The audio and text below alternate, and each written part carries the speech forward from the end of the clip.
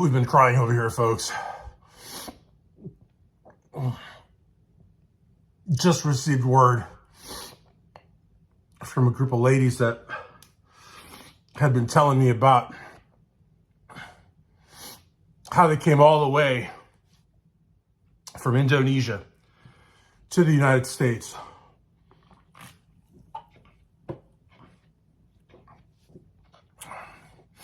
They traveled as stowaways.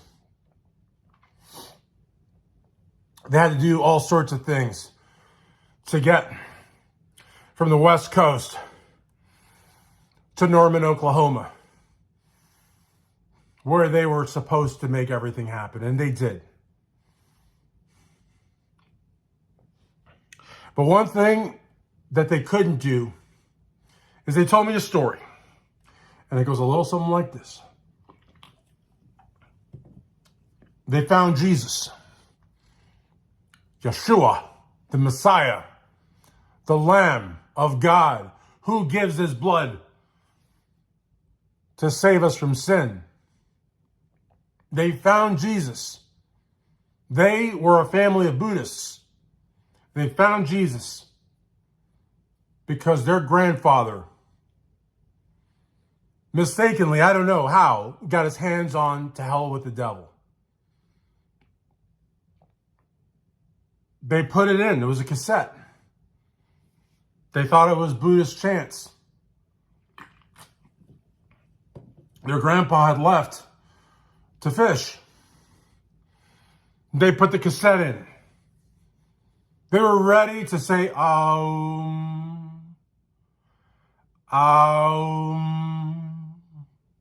Instead, they heard the legendary bass chops of Tim Gaines. They heard the guitars of the Sweet Brothers. Well, the one Sweet. They heard the drums of the other Sweet brother. Robert Sweet on the drums and Michael Sweet on the guitars and vocals, or vice versa. Who really cares? But they heard Tim Gaines. They were like, what is that? Because in their village, there was percussion, and there was also a guitar player. But they didn't know the bass. I mean, in any event, they were like mesmerized by that bass sound. And they sort of like kept listening to this record. And they told their grandfather, who was half blind and, a couple steps into senility, that they had really liked this cassette of Buddhist chants. And so the grandfather, was very pleased and said, let's see if I can't bring you more. And he did. And it was Stryper again. And these girls from this small shrimping village in Indonesia, they didn't have a lot. But their grandpa kept bringing them more and more cassettes. He thought that, he was bringing them Buddhist stuff. Honestly, like literally honestly was one of the cassettes that he brought them, their hit ballad. And, they just, they found Jesus through Stryper. But,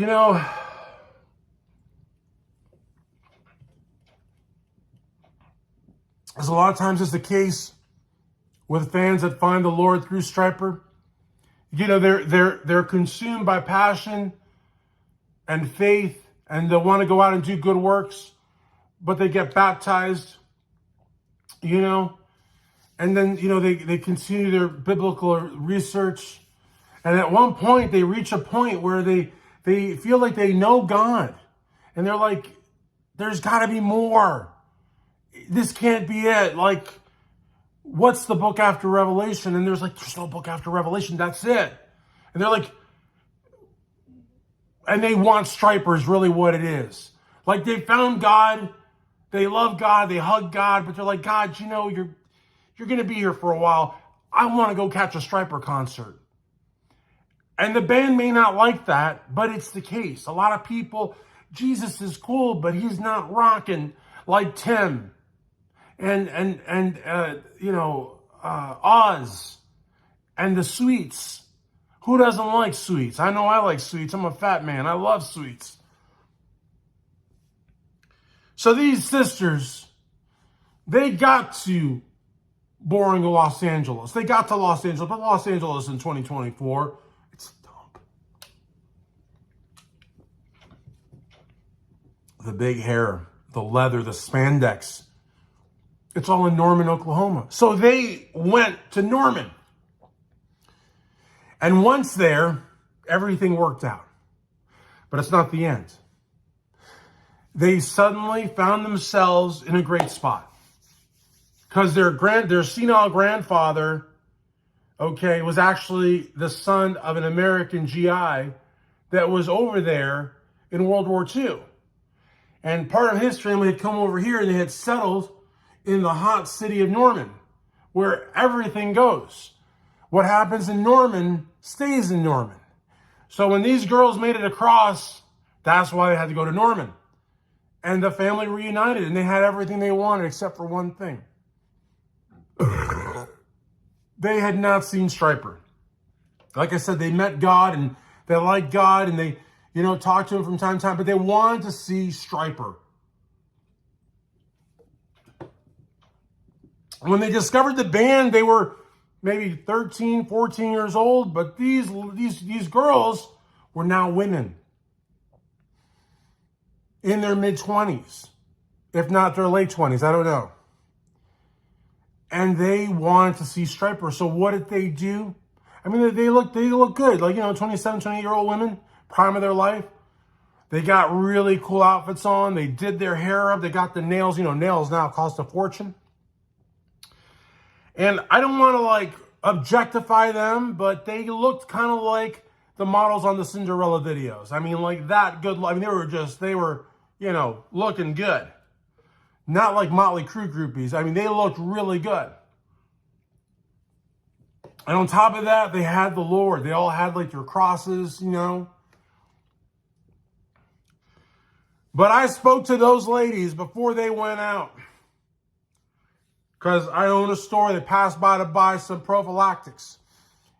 Condoms.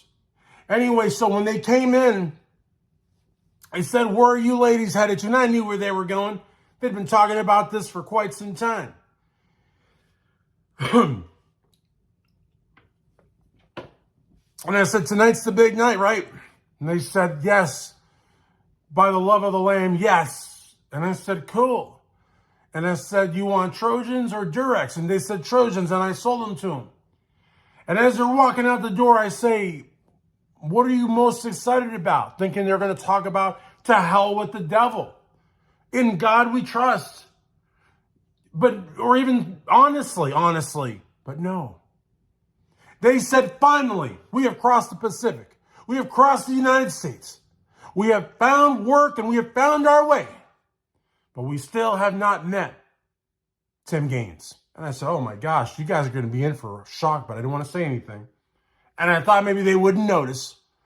But they said, who is this man? And they were, of course, talking about the guy from Firehouse. I don't remember his name. It doesn't matter. The point is, Tim Gaines wasn't, Bill Richardson. Bill Richardson, that's his name. But he's no Tim Gaines. And these women, literally, because they were calling me on their cell phones. They had cell phones. They were doing well in life. I said, is that what you were going to tell us, but you didn't, you bastard? I said, whoa, that's a little extreme. Like the band, I was looking for you, your best interests. I'm not a bastard. And aren't you like a Christian lady? Why are you calling me a bastard? But then again, I had just sold them a family pack, which is like a jumbo pack or whatever, of condoms. So, I basically told them, I said, listen, he's not there. It's like if you had gone to the tomb, like Jesus' tomb on the fourth day, and you'd have looked at that boulder on the side and you said, hello there. He wouldn't have been there because he left the day. He flew up the day before. And the same thing happened. Well, not the same thing, but I just was trying to tell these ladies, Tim Gaines was no longer in the band. And they don't talk to me to this day. They think that I was in on it. So how would I be in on it? But they took it personally. I didn't tell them, that they got all dressed up. They got waxed in certain spots. They had their hair done up, their nails done up, their cross and all that stuff. And they bought the big old box of condoms. They show up at the Stryper concert. There's like, who's this guy with an orange mop on his head? I said, well, that's Bill Richardson. And they said, well, where is Tim Gaines? I said, he's not in the band anymore. And then they just started cursing me out.